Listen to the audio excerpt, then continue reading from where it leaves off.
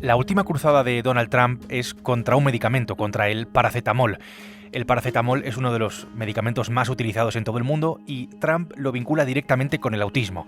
Es más, es que insta a las mujeres embarazadas a no tomarlo, alegando que podría causar autismo en sus hijos. Pero, ¿qué dice la ciencia de todo esto? Soy Javier Atard y hoy es viernes, es 25 de septiembre. El Mundo al Día, un podcast del Mundo. So taking Tylenol is not good. All right, I'll say it. It's not good. Lo ha anunciado esta semana en la Casa Blanca, junto a las principales autoridades de salud de Estados Unidos, entre ellos Robert Kennedy Jr., que es el secretario de Salud, que sería nuestro ministro de Sanidad. Todo esto ha ocurrido en una comparecencia televisada. Trump dice que el paracetamol, él habla de Tylenol, que es la marca comercial de paracetamol más popular allí en Estados Unidos, dice que está asociado con un riesgo muy alto de autismo durante el embarazo y que básicamente no es bueno. Pide a las mujeres embarazadas que no lo tomen, que aguanten el dolor, que luchen como un demonio para no tomarlo, esto textualmente. Cristina Lucio es periodista de la sección de Salud del Mundo. Hola Cristina, ¿qué tal? Hola Javi, ¿qué tal? Veamos, Cristina, ¿hay alguna evidencia que vincule al paracetamol con el autismo, como dice Trump? Pues mira, pese a que nos tiene bastante acostumbrados a sus exabruptos, esta vez las declaraciones que ha hecho Trump esta semana ligando el consumo de paracetamol en el embarazo con autismo, pues más que nunca han hecho llevarse las manos a la cabeza a toda la comunidad científica y médica, ¿no? Hasta 10 veces recomendó a las embarazadas no tomar Tylenol, una marca que es muy popular en Estados Unidos, pese a que no hay ninguna prueba de que el paracetamol cause autismo. No hay pruebas. Tras estas declaraciones de Trump, de la administración Trump, pues han sido innumerables las sociedades científicas, las instituciones, los profesionales médicos. Vamos, te diría que ha sido una tromba de organismos que han alzado la voz desmontando las palabras del mandatario, ¿no? Te puedo citar un montón de organismos, desde la Organización Mundial de la Salud a la Agencia Europea del Medicamento, que el mismo lunes sacó un comunicado recordando que el paracetamol puede usarse con seguridad durante el embarazo y no hay ninguna evidencia que haga necesario introducir cambios en las indicaciones de uso del fármaco. Pusieron un entrecomillado muy claro de: nuestra recomendación se basa en un análisis riguroso de los datos científicos disponibles y no hemos encontrado ninguna evidencia de que tomar paracetamol durante el embarazo cause autismo en niños. Lo subrayaron muchísimo, lo mismo que hicieron pues las sociedades de los pediatras, neuropediatras, farmacólogos, ginecólogos. Te diría que prácticamente toda la comunidad científica ha salido al paso de las declaraciones de Trump, negándolas. Aquí hay que recordar una cuestión que es muy importante, y es que el paracetamol es prácticamente el único analgésico que está indicado durante el embarazo, con lo cual es clave para tratar según qué dolores durante el embarazo y en el caso de las mujeres que están embarazadas. Bueno, para justificar todo eso, Trump ha echado mano de Cuba, diciendo que allí en Cuba no hay paracetamol porque no pueden pagarlo, no hay recursos para ello y que tampoco hay autismo, con lo cual está relacionando claramente el que no se tome paracetamol con la ausencia de casos de autismo. Claro, para llegar hasta esa vinculación, Cristina, de consumo de paracetamol igual a riesgo alto de autismo, para dar esos consejos médicos como ha hecho Trump esta semana, ¿en qué se basa o de dónde sale todo esto? Bueno, en los bulos siempre suele haber un pequeño hilo, ¿no? Un clavo al que se agarran los negacionistas para defender sus teorías, ¿no? En este caso, la administración Trump se agarra a algunos estudios que sí que han sugerido una asociación entre el consumo de paracetamol en el embarazo y un incremento del autismo. Hemos hablado del tema con distintos profesionales sanitarios y lo que nos recuerdan es que la mayoría de estos estudios o bien son estudios preliminares o son estudios pequeños que además no tienen en cuenta posibles factores de confusión, por ejemplo, las causas que pueden estar detrás de que una embarazada necesite tomar paracetamol, ¿no? Pues hay enfermedades, hay infecciones que a lo mejor sí que podrían tener un impacto también en el riesgo de autismo, ¿no? Esto es importante tenerlo en cuenta. Lo que nos recuerdan un poco es que para tomar decisiones sobre la seguridad de un fármaco no basta con que un estudio puntual o varios estudios puntuales arrojen un resultado preocupante, ¿no? Lo que hay que hacer, lo que es necesario es tener en cuenta toda la evidencia científica disponible y hacer un poco una visión panorámica con los datos que hay, ¿no? En este caso, lo que nos dicen es que la abrumadora mayoría de la evidencia científica respalda claramente la seguridad del fármaco. launched an unprecedented all-agency effort to identify all causes of autism. Este es Robert Kennedy Jr., que es un conocido antivacunas, a las que también vinculan, por cierto, con el autismo. Explica que Estados Unidos se encuentra en medio de una epidemia de autismo. Esto lo dice porque los diagnósticos han aumentado además significativamente durante este siglo, desde el año 2000. La tasa ahora mismo entre los niños es de 1 de cada 36, pero claro, esto puede tener otra respuesta. A día de hoy, Cristina, ¿qué sabemos del autismo y qué sabemos de la causa que hay detrás del autismo? Pues mira, el autismo es una condición del neurodesarrollo que afecta sobre todo a la comunicación y a la interacción social, ¿no? Se manifiesta de una manera muy variable. Por eso, últimamente de lo que se habla no es de autismo, sino de trastornos del espectro autista, ¿no? Porque puede haber una afectación muy, muy variable. La verdad es que se desconocen las causas, no se sabe exactamente qué es lo que provoca el autismo. Sí que se sabe que hay un componente genético, que hay varios además genes implicados y que sí que hay también factores ambientales que contribuyen a su desarrollo, pero no se conocen a ciencia cierta. Lo que en último extremo desencadena el autismo no se conoce. Se habla muchas veces de epidemia de autismo, de que están aumentando los casos, y es algo que se está investigando, pero muchos profesionales lo que nos dicen es que realmente lo que está habiendo es una mejor detección de los casos.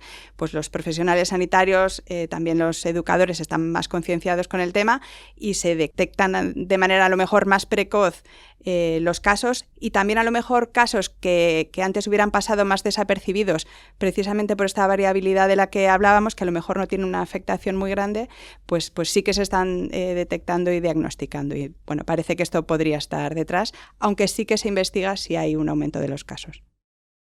Déjame que volvamos a Trump, Cristina, y esta cruzada, porque haciendo memoria, no es la primera vez que lo vemos a Trump en este papel. Ya lo vimos durante su primer mandato en la Casa Blanca, que además coincidió con el estallido del COVID al final de su mandato, ejerciendo, digamos, de negacionista. Recordemos aquello de la lejía, por ejemplo, y todas las ocurrencias de aquella época del coronavirus. Luego, en este segundo mandato, el nombramiento de alguien como Robert Kennedy como secretario de Salud es toda una declaración de intenciones. Lo vimos claramente cuando el COVID, que creo que todos nos acordamos de cuando sugirió la posibilidad de utilizar inyecciones de desinfectante, promocionaba el uso de la hidroxicloroquina, ¿no? Que luego se demostró que claramente era perjudicial. Y bueno, y él lo decía sin ningún tipo de aval, ¿no? Sin ningún tipo de evidencia que probara lo que estaba diciendo. Lo decía además como jactándose, ¿no? Decía, yo no soy médico, pero tengo como una especie de intuición, ¿no? Se ve que claramente para él la evidencia científica no supone nada, ¿no? Que seguía por el a mí me funcionismo, ¿no? Esto que se dice a veces, ¿no? De si a alguien le funciona, pues ya cree que es una ley universal, ¿no? Y en ciencia esto no es así. Y yo creo que en este segundo mandato el viraje negacionista ya está siendo tremendo, ¿no? Ya, vamos, la designación de Robert Kennedy cuando es un reconocido antivacunas fue ya como una declaración de intenciones, ¿no? de lo que iba a ser.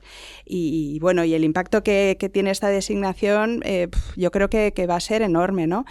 Cesó a la directora de los Centros de Control de Enfermedades, el prestigioso CDC estadounidense, por no querer seguir un poco la cuerda antivacunas de Kennedy, ¿no? Seguir un poco la estrategia que pretendía imponer en política vacunal. Vamos, la verdad es que hay innumerables movimientos que se pueden considerar anticientíficos, ¿no? El tijeretazo que han dado a la investigación con vacunas de ARN mensajero, pues la salida de la OMS, todo un reguero de movimientos que son preocupantes, que pueden tener un impacto tremendo. Por ejemplo, muchos expertos advierten un poco de lo que puede pasar precisamente en el país, que ahora mismo tiene un problema con la gripe aviar brutal, ¿no? Y que debería estar aupando y promocionando y apoyando la investigación científica, y parece que se dedica a todo lo contrario, ¿no? Pues este es el panorama que hay ahora mismo, que tienen ahora mismo en Estados Unidos. No es ninguna tontería, porque esto afecta directamente a la salud de las personas. Cristina, gracias por tu tiempo, gracias por la explicación. Gracias a ti, un placer. No sé si te has dado cuenta, en este tiempo que nos ha tocado vivir, que la ciencia se ha convertido casi en identidad política. la ciencia y la visión que tenga cada uno de lo que dice la ciencia sobre los temas que nos afectan más directamente. Parece que de alguna manera nos posiciona a un lado del tablero o al otro. Vacunas, cambio climático, energía nuclear. Evaluamos las cosas no por criterios técnicos, sino, digamos, ideológicos. Mi compañero Ricardo Colmenero ha investigado sobre esta cuestión. Ricardo, ¿qué tal? Bienvenido. Hola, ¿qué tal? Muy buenas. La ciencia, ahora mismo, o mejor dicho, ciertos usos e interpretaciones de la ciencia se han convertido en un arma de polarización masiva. Repetimos mucho esta idea de la polarización, pero es que es lo que hay, es lo que está pasando en las sociedades actuales. Esto funciona porque de alguna manera refuerza identidades colectivas dentro de según qué grupos y ofrece además explicaciones simples frente a problemas que son mucho más complejos, que esto es marca de la casa de los populismos. Que sí, que se cuela en el debate político y deja de ser, la ciencia deja de ser una evidencia científica, un ensayo-error, algo que tiene que estar verificado y probado por pares, sino que es algo opinable. Uno puede tener una opinión sobre las vacunas, sobre el autismo, sobre el fracking, el cambio climático, la energía nuclear o la mutación genética, sin tener ni idea sobre estos temas, y no solo tener una opinión formada sobre estos temas sin tener mucha idea, sino que se convierte en tu enemigo el que piensa lo contrario. Pensamos que está equivocado. Además está equivocado científicamente, no como yo, que estoy acertado sin tener ni idea científicamente, sino que tú estás equivocado y piensas lo que piensas por una cuestión política. Y eso funciona, pues está funcionando, le funciona a Trump, ha funcionado en muchos momentos de la historia y funciona, por supuesto, aquí en España, claro. Es interesante esto porque los populismos, hay una querencia ahora mismo por presentar a los científicos como una figura, como parte de las élites que conspiran contra los ciudadanos, que tienen intereses muy oscuros detrás y todo este tipo de cosas. Pero bueno, en el caso concreto de Trump, ¿no? Es decir, todo esto que quede claro que es coyuntural, es decir, no es que pertenezca a la derecha o a la izquierda, pertenece al momento y a la necesidad. Es decir, no es que Trump sea científicamente anticambio climático, simplemente tiene que defender los intereses de las empresas que quieren seguir utilizando los combustibles fósiles o no están dispuestos a pagar el precio de una transición, ¿no? En el caso de las vacunas, pues hombre, él siempre ha sido, pues como con el COVID, ¿no? Pues el gran defensor de las libertades. Pero se trata de un momento en la historia en Estados Unidos en el que el progresismo pues está ligado a la izquierda, ¿no? Se vincula con élites relacionados con la universidad que está en contra de Trump y que personas pues, que viven en entornos urbanos y que tienen buenos sueldos, ¿no? Entonces, ¿qué pasa? Pues me tengo que ganar a los otros, que no son pocos y que son los obreros. Entonces, que no nos vengan a dar lecciones estos listillos que nosotros también tenemos para dar y tomar. De todos modos, sí que exponíamos alguna teoría de que sí que había como pseudociencia de derechas y pseudociencia de izquierdas. Sí, porque aquí hay que tener en cuenta que esto de la pseudociencia no es exclusiva de una ideología, sino que tenemos ejemplos a la izquierda y a la derecha. Desde las terapias alternativas o al rechazo de los transgénicos, que se puede identificar un poco más con la izquierda, al tema del cambio climático o el creacionismo, digamos, con la derecha. Cada uno tira por un lado. Es una idea de José Antonio Pérez Ledo, que es divulgador científico y que el fundador de Órbita Laica. Decimos pseudociencia, pero en realidad es anticiencia. Es decir, pseudociencia es tratar demasiado bien a la anticiencia, por lo menos como vocablo, ¿no? Pero sí que hay una pseudociencia más vinculada a la derecha y una más vinculada a la izquierda. No es algo que sea patrimonio de nadie, ¿no? Incluso en momentos de la historia, pues esto no ha sido así con casos concretos de ahora, ¿no? Pues, por ejemplo, nombramos el caso de las vacunas, que ahora de repente pues el presidente de los Estados Unidos está en contra de las vacunas y son antivacunas, pero bueno, es decir, ponerte en contra de las farmacéuticas es impensable que lo diga el presidente de los Estados Unidos. Sin embargo, Oprah Winfrey sí que no tiene nada que ver con Trump, es precisamente lo contrario, ha sido candidatable siempre con el Partido Demócrata y vamos, se ha hinchado a vender pseudociencia durante años en su programa e incluso se ha hecho eco de la vinculación entre el autismo y la vacuna triple vírica. Por eso ya digo que esto va por barrios y va por momentos de la historia. Ricardo, gracias. Gracias por estar un día más aquí en El Mundo al Día. Nada, un placer. Hasta la próxima. Cristina Lucio y Ricardo Colmenero han hecho posible hoy este episodio del Mundo al Día. Como sabes, este es un podcast que puedes escuchar todos los días en la web del Mundo, en elmundo.es, también en las principales plataformas de audio, donde tienes la opción, si quieres, de suscribirte, y también a través de la radio digital. El próximo lunes, más El Mundo al Día. Has escuchado El Mundo al Día, un podcast del Mundo.